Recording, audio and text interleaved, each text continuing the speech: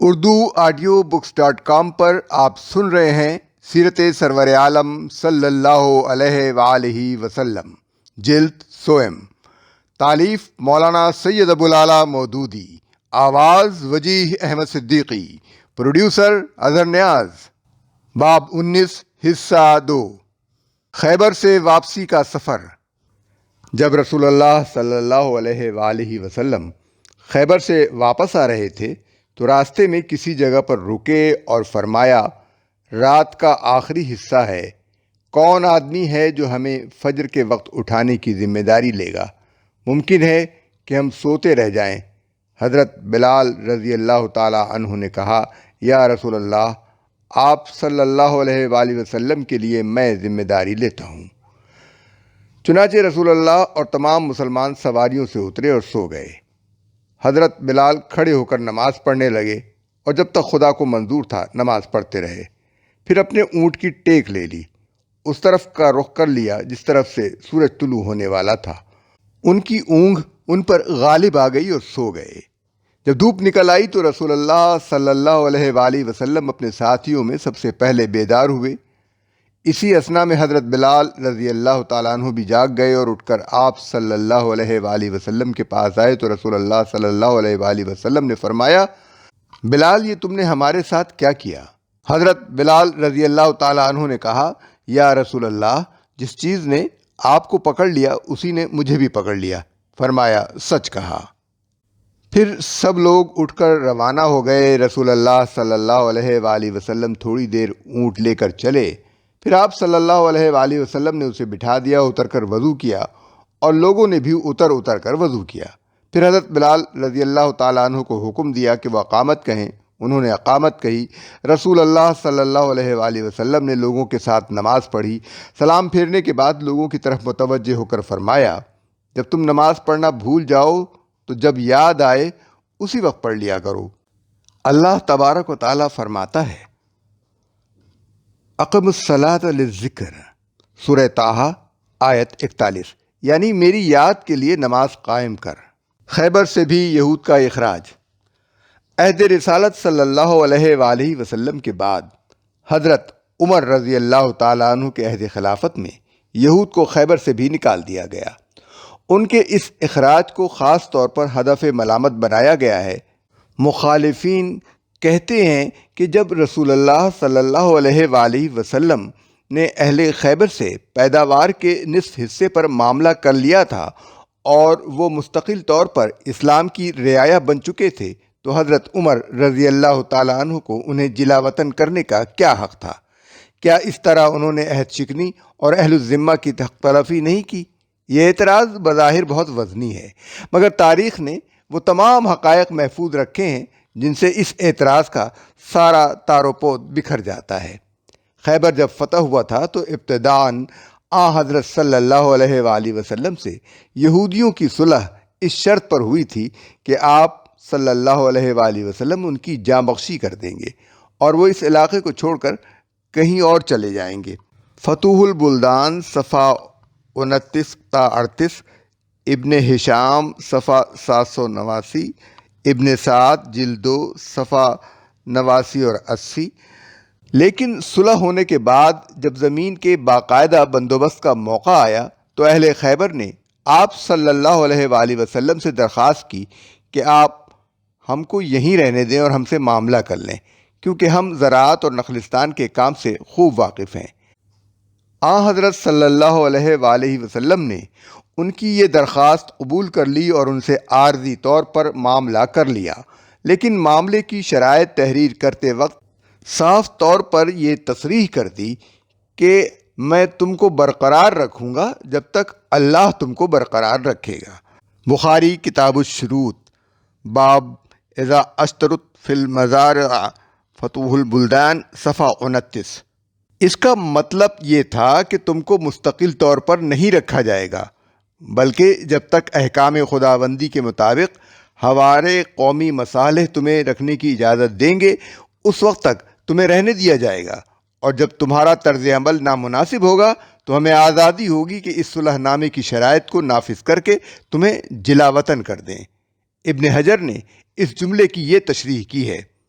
یہ جو حضرت صلی اللہ علیہ وآلہ وسلم نے فرمایا کہ جب تک اللہ تم کو رکھے گا، تو اس کا مطلب یہ تھا کہ جب تک اللہ نے تمہارا یہاں رہنا مقدر کر رکھا ہے، ہم تم کو رہنے دیں گے، اور جب ہم تمہیں نکالنا چاہیں گے اور نکال دیں گے۔ تو یہ فعل خود اس بات کی دلیل ہوگا کہ تمہارے اخراج کے لیے اللہ کی تقدیر پوری ہو چکی ہے۔ فتح الباری جلد 5 صفحہ 207۔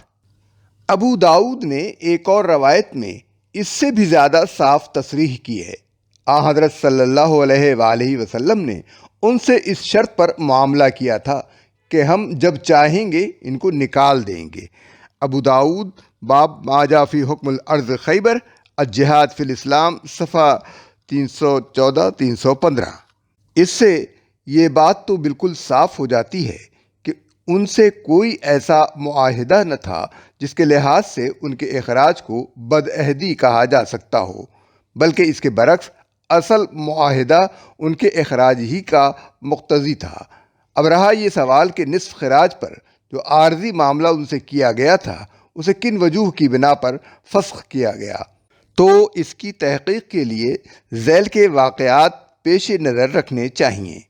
صلح کو چند ہی روز گزرے تھے کہ ان میں سے ایک عورت نے حضرت صلی اللہ علیہ وآلہ وسلم کی دعوت کی اور اس میں آپ صلی اللہ علیہ وآلہ وسلم کو زہر کھلا دیا۔ بعد میں جب تحقیق کی گئی تو خود مجرمہ نے اعتراف جرم کیا، اور اس فعل میں دوسرے یہودیوں کی سازش بھی ثابت ہو گئی۔ صحیح بخاری میں یہ واقعہ کئی جگہ مذکور ہے۔ غزوہ خیبر کے بیان اور کتاب الطب میں اس کی تفصیل ملتی ہے۔ حضرت صلی اللہ علیہ وآلہ وسلم ہی کے زمانے میں انہوں نے عبداللہ بن سہل بن زید الانصاری کو قتل کر کے ایک نہر کے کنارے ڈال دیا۔ اسد الغابہ جلد 3 صفحہ 179۔ حضرت عمر رضی اللہ تعالی عنہ کے زمانے میں وہ علانیہ برسر بغاوت ہو گئے، اور حضرت عبداللہ بن عمر رضی اللہ تعالی عنہ کو سوتے میں پکڑ کر کوٹھے سے نیچے پھینک دیا، جس سے ان کے ہاتھ ٹوٹ گئے۔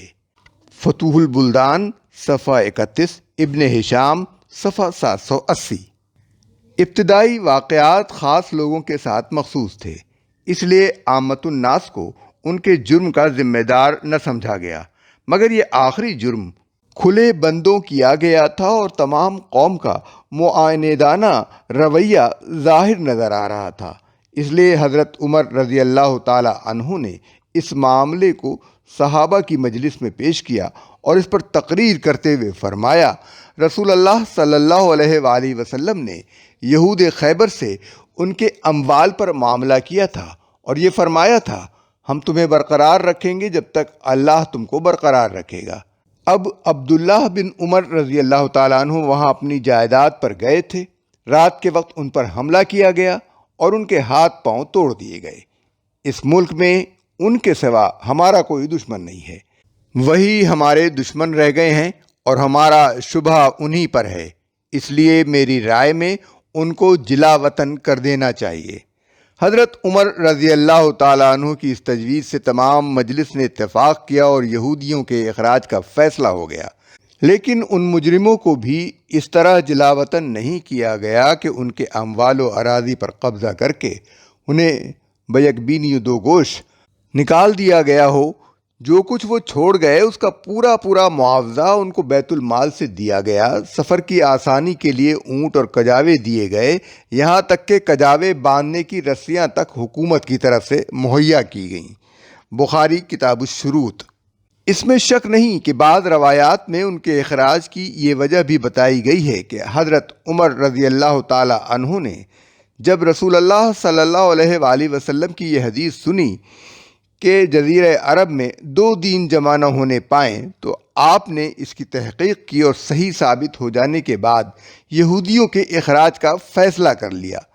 بلاذوری نے اس روایت کو ابن شہاب کے طریق سے نقل کیا ہے، فتح البلدان صفحہ 34، اور امام زہری نے عبداللہ بن عتبہ کے طریق سے، فتح الباری جلد 5 صفحہ 207۔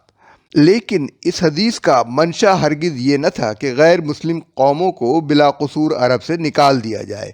امام زہری نے اپنی روایت میں خود یہ تصریح کی ہے کہ جب اس حدیث کی صحت ثابت ہو گئی تو حضرت عمر رضی اللہ تعالیٰ عنہ نے اعلان کرایا کہ دونوں کتابوں انجیل و تورات کے متبعین میں سے جس کسی کے پاس کوئی معاہدہ ہو وہ لے آئے تاکہ میں اسے نافذ کروں۔ ظاہر ہے کہ اگر اس حدیث کا منشا یہ ہوتا کہ بلا امتیاز تمام غیر مسلم جزیرۃ العرب سے نکال دیے جائیں تو حضرت عمر رضی اللہ تعالیٰ عنہ یہ اعلان ہرگز نہ کراتے، بلکہ تمام غیر مسلموں کو یک قلم خارج البلاد کر دیتے، خواہ ان سے معاہدہ ہوتا یا نہ ہوتا۔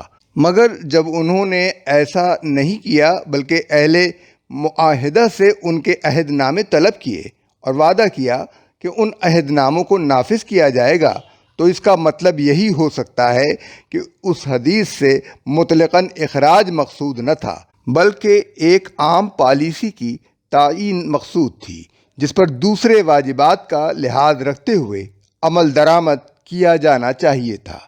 پس یہ سمجھنے کی کوئی وجہ نہیں ہے کہ ایک ذمی قوم محض اس بنا پر ملک سے نکال دی گئی ہو کہ عرب میں دو دینوں کا اجتماع مرغوب نہ تھا، بلکہ زیادہ قرین قیاس یہ معلوم ہوتا ہے کہ جب یہود خیبر کی مسلسل بدعنوانیوں سے تنگ آ کر حضرت عمر رضی اللہ تعالیٰ عنہ نے انہیں جلا وطن کرنے کا خیال کیا ہوگا تو لازمی طور پر انہیں ایک ذمی قوم کے ساتھ یہ معاملہ کرنے میں تأمل ہوا ہوگا اور وہ کسی شرعی حجت کی تلاش میں ہوں گے۔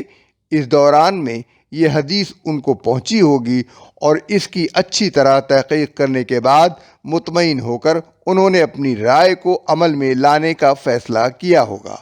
بعد میں راویوں نے اپنے اپنے رجحان طبع کے موافق اس ایک واقعے کو دو الگ الگ واقعے بنا لیا اور دو مختلف روایتوں کی صورت میں بیان کرنے لگے۔